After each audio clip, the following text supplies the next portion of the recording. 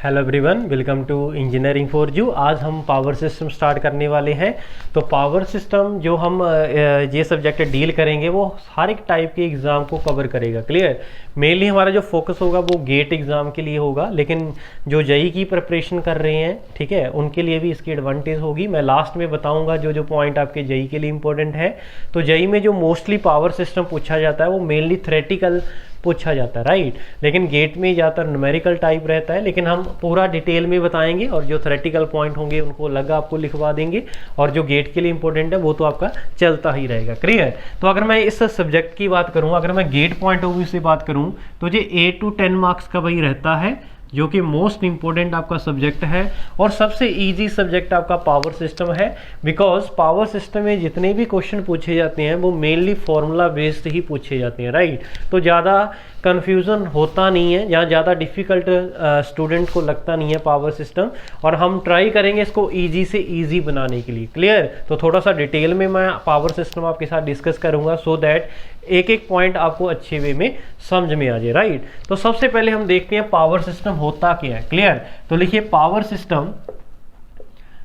System is a business of, इसके अंदर जो हम डिस्कस करने वाले हैं that is generation, number 2 transmission, and number 3 is distribution, right.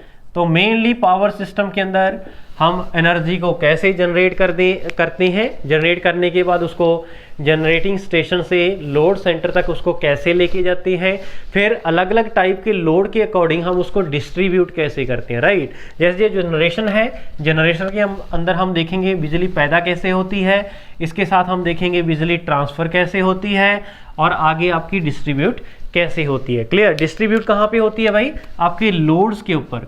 Correct हुई इतनी बात।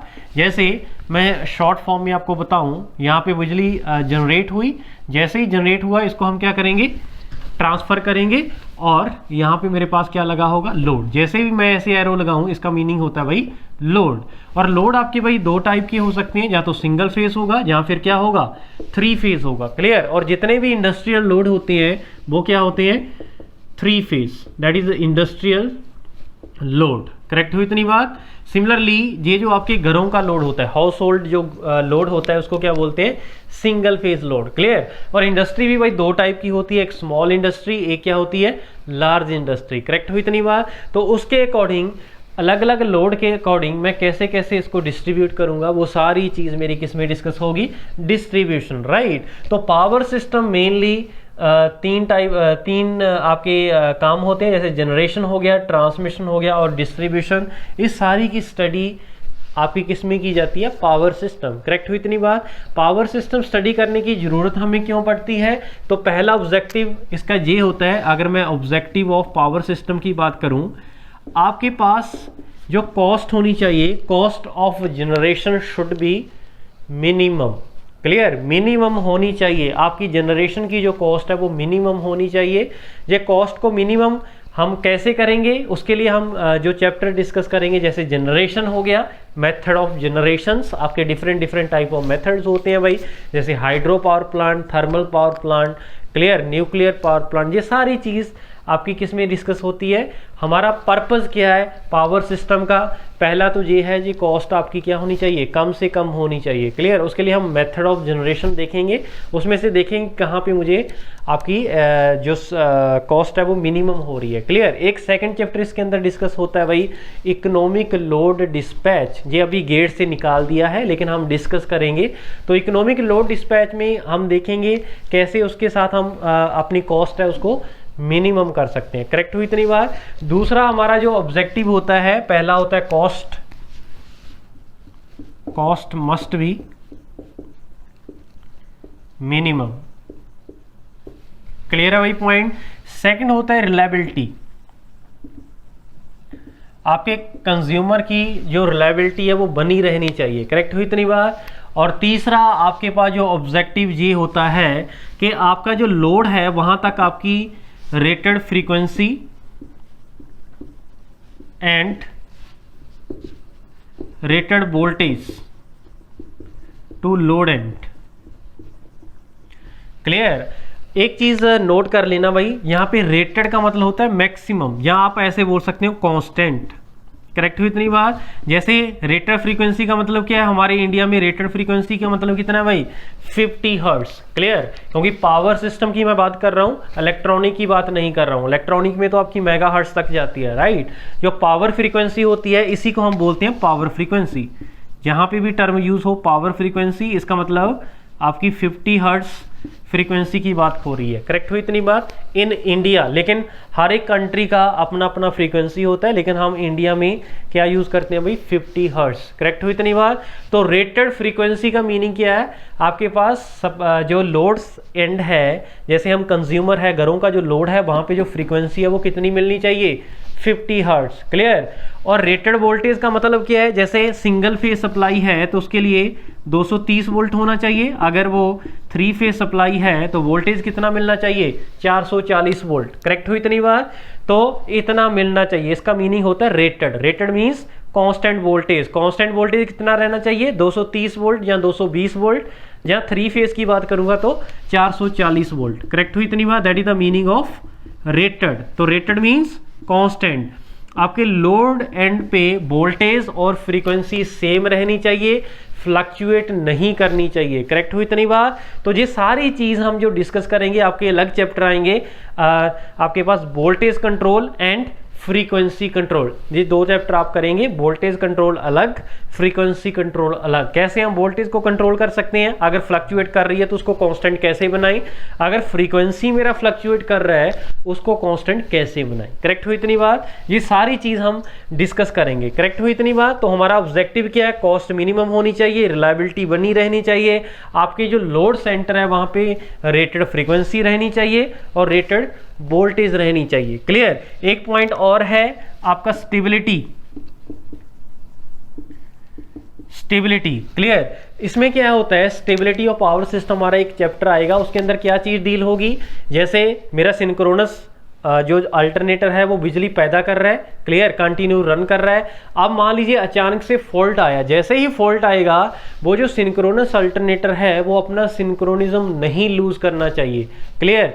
तो कब वो नहीं लूज करेगा, कब लूज कर जाएगा, वो सारी चीज हम डिस्कस करेंगे स्टेबिलिटी ऑफ पावर सिस्टम। तो ये पॉइंट भी आपका मेन इंपॉर्टेंट है। तो मेनली ये 4 ऑब्जेक्टिव होते हैं हमारे पावर सिस्टम को डील करने के, राइट। एक आपका पास प्रोटेक्शन भी होता है भाई। प्रोटेक्शन। प्रोटेक्शन में क्या है, जो आपकी ट्रांसमिशन लाइन है इसके ऊपर जितने भी इक्विपमेंट लगे हुए हैं उनकी प्रोटेक्शन के लिए हम क्या यूज करते हैं भाई, प्रोटेक्शन डिवाइसेस। जैसे रिले हो गया, सर्किट ब्रेकर हो गया, फ्यूज हो गया, सर्ज अरिस्टर हो गया, राइट। ये सारी चीज हम वहां पे डिस्कस करेंगे। Clear. That are the objective. और मेनली 3 पार्ट होते हैं आपके, generation, transmission and distribution, right. अब इनको थोड़ी थोड़ी मैं ब्रीफ में बता दूं क्या क्या जनरेशन के अंदर होता है और आपकी ट्रांसमिशन के अंदर क्या होता है और डिस्ट्रीब्यूशन के अंदर क्या होता है। करेक्ट हुई इतनी बात। तो एक मैं डायग्राम आपके साथ डिस्कस करूंगा, उसके साथ आई होप आपको समझ आ जाएगा। क्लियर है भाई पॉइंट। तो एक एक पॉइंट को अच्छे से नोट करते रहना, बिकॉज पावर सिस्टम आपका मोस्ट इंपॉर्टेंट सब्जेक्ट है, राइट। तो सबसे पहले अगर मैं फिगर की बात करूं तो सबसे पहले मेरे पास जनरेशन आता है, राइट। जनरेशन। अब मैं जो 3 पार्ट थे उनको थोड़ा सा ब्रीफली डिस्कस कर रहा हूं। जनरेशन। तो जनरेशन के अंदर क्या होता है, सबसे पहले मुझे चाहिए source of energy. Source of energy. Clear. तो सोर्स ऑफ एनर्जी आपके भाई 2 टाइप के हो सकते हैं, आपको क्लियर है। एक तो रीन्यूएबल, एक कौन सी होती है, नॉन रीन्यूएबल। आप सबको पता है रीन्यूएबल क्या होते हैं, नॉन रीन्यूएबल क्या होते हैं। क्लियर। तो नॉन रीन्यूएबल में क्या आते हैं भाई, जैसे आपका कोल हो गया, क्लियर, जैसे आपके पास ऑयल हो गया, क्लियर, नेचुरल गैस हो गया, क्लियर, जैसे आपके पास यूरेनियम हो गया, क्लियर। तो ये सारे आपके पास क्या है, नॉन रिन्यूएबल। क्लियर। रिन्यूएबल कौन से होते हैं भाई, जैसे आपके पास वाटर हो गया भाई, विंड हो गया, क्लियर, सोलर हो गया, क्लियर, टाइडल हो गया, ये आपके पास और भी होते हैं, मैं मेनली इतने की बात करता हूँ। तो मैं बताना क्या चाह रहा हूँ, सबसे पहले हम जनरेशन करेंगे। जनरेशन के लिए वहाँ पे हमें अल्टरनेटर चाहिए होगा, मींस जनरेटर चाहिए होगा। जो हम जनरेटर यूज़ करते हैं उसको क्या कौन सा जनरेटर बोलते हैं भाई? Synchronous generator. Clear? Mainly synchronous generator ही हमारा यूज़ होता है जनरेशन पर्पस के लिए। क्लियर? तो जब भी जनरेशन की बात होगी जनरेटर चाहिए होगा, राइट? तो कौन सा जनरेटर होगा? Synchronous generator. वो आपको एसी बना के देता है, इसीलिए हम उसी जनरेटर को क्या बोल देते हैं राजी? अल्टरनेटर। सिर्फ सिंक्रोनस जनरेटर को ही हम क्या बोलेंगे? अल्टरनेटर, बिकॉज सिर्फ वही एक मेरे पास जनरेटर ऐसा है जो हमें क्या देगा? AC supply. करेक्ट हुई इतनी बात? तो synchronous generator is also known as alternator. मैं अल्टरनेटर भी टर्म यूज कर सकता हूं, तो अपने माइंड में रखना what is the meaning of this. Clear? लेकिन यहां पे मेरे पास सिंक्रोनस जनरेटर है। सिंक्रोनस जनरेटर से पहले मुझे सोर्स ऑफ एनर्जी चाहिए होगा। क्लियर? फॉर एग्जांपल अगर मैं थर्मल पावर प्लांट की बात करूं तो मुझे क्या चाहिए होगा? कोल। तो थर्मल पावर प्लांट के अंदर हम आपको बताएंगे, सबसे पहले आपका कोल हैंडलिंग प्लांट होता है, उसके अंदर आपका जो कोल होता है उसको अच्छी वे में ब्रीक कर लिया जाता है, राइट? फिर उसको बॉयलर में फेंका जाता है। आपकी जो उसके अंदर फिर आपके पास जो बॉयलर में स्टीम बनता है, वाटर गर्म होता है, उससे स्टीम बनेगा, वो टरबाइन के ब्लेड को स्ट्राइक करेगा, आगे फिर वो कपल होगा सिंक्रोनस जनरेटर के साथ, तो इसको जनरेट करेगा, राइट? तो इसका मतलब आगे हमें क्या मिल जाएगा? Electrical energy. इलेक्ट्रिकल एनर्जी जिसका जैसा सोर्स होगा, कोल है तो उसको बोलेंगे थर्मल पावर प्लांट, ठीक है? अगर कोई डीजल हम यूज कर रहे हैं तो डीजल पावर प्लांट, राइट? अगर नेचुरल गैस यूज कर रहे हैं या यूरेनियम यूज कर रहे हैं तो इसको क्या बोलते हैं भाई? यूरेनियम वाले को न्यूक्लियर पावर प्लांट। करेक्ट हुई इतनी बात? ऐसे ही अगर मैं वाटर यूज कर रहा हूं इसको क्या बोलेंगे? Hydro power plant. Wind turbine जो विंड एनर्जी से बनेगा, राइट? तो जैसे सोलर से बन रहा है तो सोलर पावर प्लांट। करेक्ट हुई इतनी बात? तो ऐसे हम डिफरेंट टाइप के आपके पास पावर प्लांट का नाम आ जाता है, राइट? तो कहने का मतलब ये हुआ सोर्स ऑफ एनर्जी कुछ भी हो सकता है। सोर्स ऑफ एनर्जी की हेल्प से हमारे पास टरबाइन रोटेट करेगा, राइट? मतलब ये हुआ सबसे पहले टरबाइन के साथ कौन सी एनर्जी जुड़ी होती है उसको क्या बोल सकते हैं? Mechanical energy, right?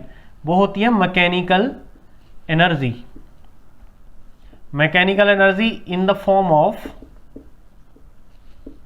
Kinetic energy, right? वो जो मैकेनिकल फॉर्म ऑफ एनर्जी होता है वो आपके पास with the help of synchronous generator किस में कन्वर्ट हो जाता है भाई? Electrical energy. करेक्ट हुई इतनी बात? तो जनरेशन के अंदर हमारे पास मेनली यही होता है, राइट? और जो इलेक्ट्रिकल एनर्जी यहाँ पे वोल्टेज जनरेट होती है वो 11 kV और 33 kV तक ही हम इसको जनरेट कर सकते हैं। क्लियर? ऐसा नहीं है कि हम इससे ज़्यादा नहीं जनरेट कर सकते, बिल्कुल कर सकते हैं, लेकिन कुछ लिमिटेशंस होती हैं, राइट? तो एक नोट करके पॉइंट लिखना भाई, मैंने आपको नेटवर्क थ्योरी में भी बता रखी है, इलेक्ट्रिकल मशीन में भी ये चीज़ें बता रखी हैं। तो कुछ पॉइंट मैं फिर से इसको लिखना चाह रहा हूँ, जैसे thickness of conductor, thickness of conductor is decided by current rating, right?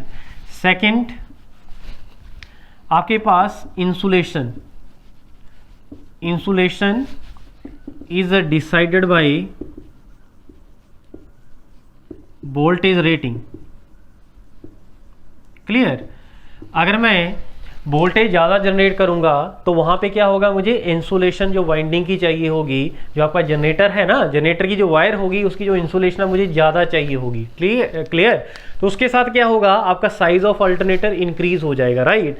अगर मैं इंडिया की बात करूँ मोस्टली हम 11 kV तक ही इसको जनरेट करते हैं। क्लियर?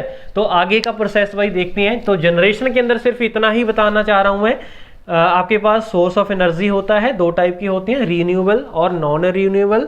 मींस आपके सोर्स ऑफ एनर्जी की हेल्प से हम सिंक्रोनस जनरेटर को रोटेट करवाते हैं तो हमें क्या मिलती है? इलेक्ट्रिकल एनर्जी, और अप टू 11 kV और 33 kV। क्लियर? इंडिया की बात करूं तो मोस्टली हम कहां तक जनरेट करते हैं? 11 kV तक। करेक्ट हुई इतनी बात? तो आगे नेक्स्ट हमारा सेकेंड पार्ट होता है भाई ट्रांसमिशन। क्लियर? तो नेक्स्ट लिखिए ट्रांसमिशन, फिर मैं इसका स्केमेटिक डायग्राम ड्रॉ करूंगा। तो उसके साथ आपको और भी अच्छे से समझ में आएगा, राइट। तो ये दोनों पॉइंट भाई ये वेरी इंपॉर्टेंट है जो मैंने अभी लिखे थे। आपकी थिकनेस ऑफ कंडक्टर डिसाइड होगी करंट रेटिंग के साथ, और इंसुलेशन लेवल आपका जो रखा जाता है with the help of voltage rating. Correct हुई इतनी बार। तो second point is your transmission.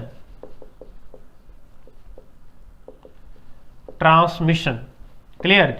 जो आपकी ट्रांसमिशन होती है means power generating station to load centre, हम जो डिलीवर करते हैं, जो ट्रांसफर करते हैं with the help of 2 way. जो ट्रांसमिशन होती है भाई 2 वे में हम कर सकते हैं। एक होती है overhead transmission line, second one is cable. Clear. तो केबल भी आपका अलग से चैप्टर आएगा, उसको डिस्कस करेंगे। ओवरहेड ट्रांसमिशन लाइन का भी अलग से चैप्टर आएगा। क्लियर। लेकिन जो मोस्टली हम प्रेफर करते हैं that is overhead transmission line. Clear.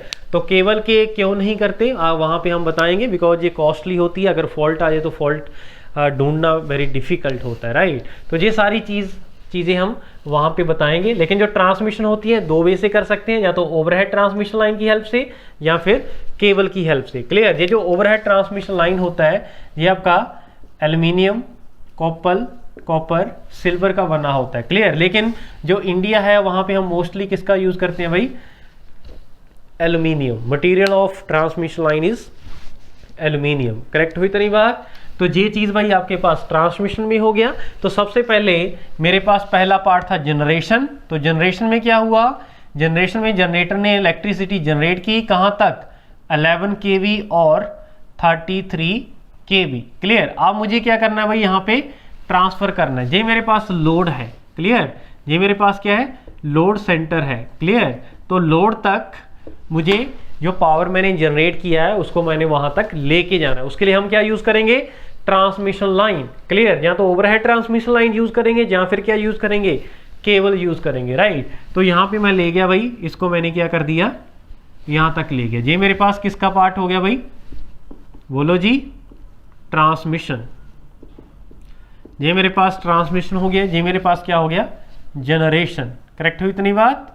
लेकिन आपको ये भी क्लियर है, अगर यहाँ पे वोल्टेज आपकी 11 kV है तो ये इसकी जो पर्टिकुलर लेंथ होगी वायर की, कुछ ना कुछ आपकी एरिया होगा। इसका मतलब इस वायर की रेजिस्टेंस होगी। करेक्ट हुई इतनी बात। अगर इसका रेजिस्टेंस है तो रास्ते में I²R लॉस भी हो जाएंगे भाई।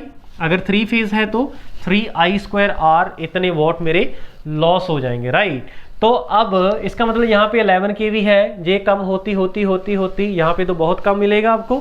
क्लियर। तो इन लॉसेस को मुझे क्या करना है भाई, कम करना है। उस लॉसेस को मैं कैसे कम कर सकता हूँ वो देखिए। क्लियर। मैं मान के चल रहा हूँ जो मेरी पावर है वो मेरे पास क्या भाई, कांस्टेंट है। पावर मान लीजिए मुझे जितनी पावर वहां पे चाहिए उतनी ही पावर यहाँ पे आ रही है। पावर मान लीजिए कांस्टेंट है, इसका मतलब वोल्टेज और करंट दोनों की जो प्रोडक्ट है भाई वो मेरे पास क्या रहा जी, कांस्टेंट। करेक्ट हुई इतनी बात। मैं सेम पावर की बात कर रहा हूं, तो सेम पावर ट्रांसफर करने के लिए मींस पावर मेरा कांस्टेंट है। अगर मैं वोल्टेज की वैल्यू को इंक्रीज कर दूं तो करंट मेरा क्या हो जाएगा, ऑटोमेटिकली कम हो जाएगा, क्योंकि दोनों की प्रोडक्ट क्या रहनी चाहिए, कांस्टेंट रहनी चाहिए। क्लियर। तो इसका मतलब ये हुआ मुझे यहाँ पे जो वोल्टेज जो मैंने जनरेट किया है इसकी वैल्यू को मुझे इंक्रीज करना पड़ेगा। क्लियर। 2 वे से इंक्रीज कर सकता हूँ, या तो इस जनरेटर को की वाइंडिंग और इंसुलेशन इतनी ज़्यादा रख दूँ कि यहाँ पे ही वोल्टेज मेरी क्या हो जाए, ज़्यादा जनरेट होने लग जाए, राइट। दूसरा मेरा वे है दैट इज ट्रांसफॉर्मर। तो आपको ये भी क्लियर है भाई, ट्रांसफॉर्मर के अंदर क्या होता है भाई, आप ट्रांसफॉर्मर की हेल्प से आप क्या कर सकते हो, with the help of transformer आप वोल्टेज को कम भी कर सकते हो और वोल्टेज को ज़्यादा भी कर सकते हो। क्लियर। इसका मतलब ये हुआ हम यहाँ पे कौन सा ट्रांसफॉर्मर यूज करेंगे भाई, step up transformer. Step up transformer use जैसे ही करेंगे तो उसके साथ जो मेरी वोल्टेज है उसको मैं किसी भी लेवल तक इंक्रीज कर सकता हूँ। क्लियर। तो मैंने यहाँ पे स्टेप अप ट्रांसफॉर्मर यूज किया, स्टेप अप ट्रांसफॉर्मर। करेक्ट हुई इतनी बात। जैसे ही वोल्टेज को मैंने स्टेप अप किया करंट मेरा कम हुआ। जैसे ही करंट मेरा कम हुआ जो मेरे लॉसेज हैं वो क्या हो जाएंगे, कम हो जाएंगे। और मैंने नोट में पॉइंट लिखवाया था, thickness of conductor is decided by current rating, right. तो मुझे एक चीज बताइए, यहाँ पे जो करंट कम हुआ है वो करंट कहाँ से आ रहा है, ये जो जनरेटर है इसकी वाइंडिंग से आ रहा है। इसका मतलब यहाँ पे जो मैंने अल्टरनेटर यूज किया, अगर करंट की वैल्यू कम होगी तो उसकी जो थिकनेस मुझे वायर की जो वाइंडिंग उसके अंदर मैंने यूज़ किया है उसकी जो थिकनेस मुझे रखनी पड़ेगी वो क्या रखनी पड़ेगी, वेरी स्मॉल। इसका मतलब ये क्या हुआ, मेरे कॉपर की भी सेविंग होगी। तो these are the advantage why we are using transformer here, step up transformer इसीलिए यूज़ करते हैं सो दैट मेरे ट्रांसमिशन लाइन के जो लॉसेज हैं वो भी कम हो जाए और जो मेरे यहाँ पे कॉपर है, जो मेरी वाइंडिंग चाहिए होगी अल्टरनेटर के अंदर, वो भी क्या हो जाए, कम हो जाए। बिकॉज करंट कम होगा तो मुझे वाइंडिंग की थिकनेस भी कम रखनी पड़ेगी और मेरा जो वेट होगा, वेट ऑफ कंडक्टर जो कॉपर यूज किया वो कम हो जाएगा, मींस साइज ऑफ अल्टरनेटर भी क्या हो जाएगा, कम हो जाएगा। क्लियर। अगर मैं यहाँ पे खुद से ही ज़्यादा बिजली जनरेट करता, मींस वोल्टेज जनरेट करता, तो इसका साइज बहुत ज़्यादा हो जाता। क्लियर। एक ट्रांसफार्मर यूज़ किया, एक खुद से जनरेट किया, जब दोनों का कंपैरिजन किया तो मुझे ये चीज़ सस्ती पड़ रही थी, राइट, ये इकोनॉमिकली मेरे लिए बढ़िया थी, राइट। तो इसीलिए हम वहाँ पे यहाँ यूज़ करते हैं भाई ट्रांसफार्मर। इसीलिए ट्रांसफार्मर की स्टडी इज़ वेरी इंपॉर्टेंट, जो ऑलरेडी आप इलेक्ट्रिकल मशीन में देख चुके हो, राइट। तो यहाँ पे क्या हुआ, मैंने बिजली को क्या किया, स्टेप अप किया। क्लियर। मान लीजिए यहाँ पे 11 kV जनरेट किया था, 11 kV को मैं मान लीजिए 220 kV तक लेके जा रहा हूँ, राइट। और इलेक्ट्रिकल इंजीनियरिंग में जो हम ट्रांसमिशन के जो लॉसेज होते हैं वो मेनली 10% लेके चलते हैं भी। जितनी वोल्टेज जनरेट हुई, जितनी वोल्टेज यहाँ पे होगी, उसका 10% रास्ते में क्या हो जाएगा, ड्रॉप हो जाएगा, राइट। तो 11 kV का 10% रास्ते में क्या हो जाएगा, ड्रॉप हो जाएगा। करेक्ट हुई इतनी बात, इतने हम मान के चलते हैं कि उसके अंदर लॉसेज होते हैं। करेक्ट हुई इतनी बात। अदरवाइज हम फॉर्मूले की हेल्प से कैलकुलेट करेंगे जब हम परफॉर्मेंस ऑफ ट्रांसमिशन लाइन देखेंगे, बताएंगे उसके अंदर कैसे कैसे आपने लॉसेज को कैलकुलेट करना है। करेक्ट हुई इतनी बात। तो मेरा कहने का मतलब ये था कि हमने यहाँ पे स्टेप अप ट्रांसफार्मर क्यों यूज़ किया, उसका रीज़न मैंने इलेक्ट्रिकल मशीन में भी बताया था और यहाँ पे भी मैंने बताया था। क्लियर। तो इसी ट्रांसफार्मर को हम और कौन सा ट्रांसफार्मर बोलते हैं भाई, पावर ट्रांसफार्मर। ये सारे के सारे जो पॉइंट है दैट इज़ वेरी इंपॉर्टेंट। और यहाँ पे 11 kV से हमने इसको स्टेप अप कर दिया भाई अप टू 220 kV। क्यों किया, क्योंकि जैसे ही वोल्टेज बढ़ेगा करंट मेरा कम हो जाएगा। क्लियर। मेरे लॉसेस कम हो जाएंगे, मेरा कॉपर सेव हो जाएगा। करेक्ट हुई इतनी बात। तो ये सारी चीज मेरी किसके अंदर आ जाएगी भाई, ट्रांसमिशन लाइन। करेक्ट हुई इतनी बात। तो थर्ड पार्ट जो आपके पास होता है that is your distribution. Third part is distribution. तो डिस्ट्रीब्यूशन के अंदर भाई क्या आएगा, आपको इसी डायग्राम को मैं आगे फर्दर इसको सॉल्व कर देता हूं भाई।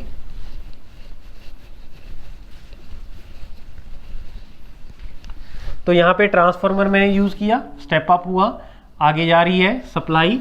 आगे फिर मेरे पास क्या होगा, यहाँ पे मेरे डिफरेंट टाइप ऑफ लोड होंगे। क्लियर। जैसे कोई स्मॉल इंडस्ट्री हो सकती है, स्मॉल, या मान लीजिए लार्ज इंडस्ट्री,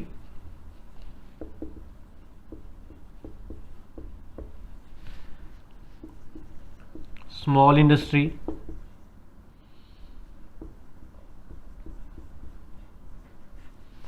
नेक्स्ट मान ली मेरे घरों का लोड है, हाउस होल्ड, राइट। तो यहाँ पे देखते हैं भाई क्या होगा नेक्स्ट। आगे देखिए यहाँ तक मेरी वोल्टेज आ रही है that is up to 220 kV approximate मान लीजिए। अब जो लार्ज इंडस्ट्री होती है इसको मान लीजिए मुझे वोल्टेज की रिक्वायरमेंट है 33 kV। करेक्ट हुई इतनी बात। जो स्मॉल इंडस्ट्री है इसको जो वोल्टेज की रिक्वायरमेंट है दैट इज 11 kV। क्लियर। जो हाउस होल्ड है अगर कोई 3 फेज लोड है तो उसको कितना चाहिए होगा, 440 वोल्ट फॉर 3 फेज लोड। अगर सिंगल फेज लोड है तो उसको कितना चाहिए होगा भाई, बताइए जल्दी से, 220 और 230 वोल्ट।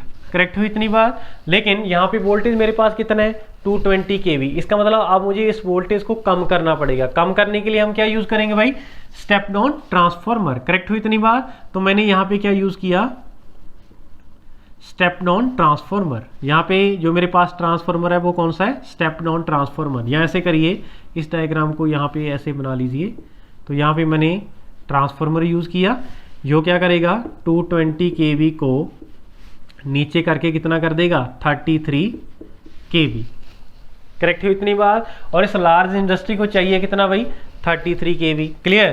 तो यहाँ पे मैंने फिर पकड़ा यहाँ से, तो यहाँ पे पकड़ने के बाद मैंने यहाँ पे एक और ट्रांसफार्मर यूज किया जो क्या करेगा, 33 kV को 11 kV में कन्वर्ट कर देगा, बिकॉज इस इंडस्ट्री को चाहिए कितना 11 kV, राइट।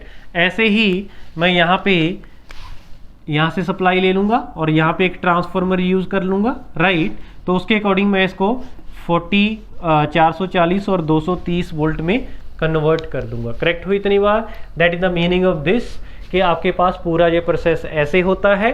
अगर मैं बात करूं, इनको मैं डिस्ट्रीब्यूट करूं, ये मेरे पास किसका पार्ट होता है भाई? यहाँ पे बिजली जनरेट होती है, that is your generation. Next यहाँ तक मेरे पास था भाई ट्रांसमिशन, ये है मेरे पास ट्रांसमिशन, राइट। और ये पूरा पार्ट जो मेरे पास आ गया that is your distribution. Correct हुई इतनी बात? और यहां पे मैं एक चीज और बता दूं आपको, जो आपके पास यहाँ पे जनरेशन वाला पॉइंट और जो आपके पास डिस्ट्रीब्यूशन वाला पॉइंट है, जो इन दोनों को जोड़ता है उसको क्या बोलते हैं राजी? फीडर। इसको बोलते हैं फीडर। और फीडर के ऊपर कोई भी टैपिंग नहीं है, नो टैपिंग्स। टैपिंग का मतलब क्या है? जैसे ये है डिस्ट्रीब्यूशन में, एक कनेक्शन इधर गया, एक स्मॉल इंडस्ट्री को गया, हाउस होल्ड को वायर्स गई। Clear? That is the meaning of tappings. Correct हुई इतनी बात? इसका मतलब जो डिस्ट्रीब्यूशन होता है, जो डिस्ट्रीब्यूटर होता है, उसके ऊपर टैपिंग्स होती हैं। क्लियर? यहाँ पे टैपिंग होगी, इसका मतलब आपका करंट अलग अलग जगह पे डिस्ट्रीब्यूट होगा। मतलब जो आपकी वोल्टेज है वो अगर यहाँ पे 33 kV है, क्लियर, अगर मैं वोल्टेज ना ही, जैसे यहाँ पे देखिए, जैसे 220 kV थी, यहाँ पे 220 kV नहीं मिलेगा, थोड़ी बहुत तो ड्रॉप हो जाएगा ना, ऐसे ही यहाँ पे क्या होगा? ड्रॉप होगा। क्लियर? आपका करंट वेरी कर जाएगा ना, क्योंकि आपके पास टैपिंग है। करंट, कुछ करंट इधर निकल गया, इधर निकल गया, इधर निकल गया, उसकी वजह से यहाँ पे रास्ते पे क्या होगा?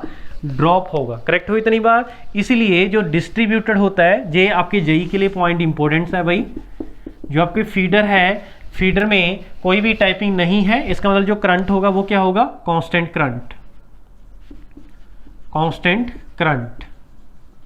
इसलिए जो फीडर होता है उसका जो डिजाइन होता है वो कौन डिसाइड करता है भाई? Feeder is designed by current rating, current rating. Correct हुई इतनी बार? सिमिलरली जो आपके पास डिस्ट्रीब्यूटर होता है, इसमें क्या होता है भाई? वोल्टेज ड्रॉप आपके डिफरेंट होंगे, बिकॉज टैपिंग की वजह से करंट आपका डिफरेंट होगा, उसकी वजह से मेरे पास ड्रॉपर्स ज़्यादा आएंगे, राइट। इसका मतलब ये हुआ जो डिस्ट्रीब्यूटर होगा, distributed is designed by voltage drop. Clear? Voltage drop ही आपके डिसाइड करेंगे भाई द साइज, या design by, sorry, distributor is design by voltage drop. Clear? ये भी मेनली 2-3 क्वेश्चन आपके पूछ लेते हैं। क्लियर? तो ये जनरेशन था, ये ट्रांसमिशन था, ये डिस्ट्रीब्यूशन था, राइट। तो नेक्स्ट लेक्चर में, इस लेक्चर में बस इतना ही था, आपको बेसिक इन्फॉर्मेशन दिया। नेक्स्ट लेक्चर में इस ट्रांसमिशन लाइन के ऊपर कुछ क्वेश्चन पूछे जाते हैं। क्लियर? मान लीजिए आपका area, length, clear, type of material same है, मान लीजिए मैंने वोल्टेज को n फैक्टर से इंक्रीज कर दिया, तो बताइए उसके कंडक्टर का जो एरिया है उसके ऊपर क्या इफेक्ट होगा। तो 2-2, 3-3 डिफरेंट टाइप के क्वेश्चन बनेंगे, उसको हम नेक्स्ट लेक्चर में डील करेंगे। क्लियर? आई होप आज ये आपका जो फर्स्ट लेक्चर था ये आपको समझ में आया होगा, बेसिक आइडिया होगा कि पावर सिस्टम के अंदर मेनली हम देखना क्या है। करेक्ट हुई इतनी बात? तो इस लेक्चर में बस इतना ही था, मिलते हैं फिर नेक्स्ट लेक्चर में। Thank you.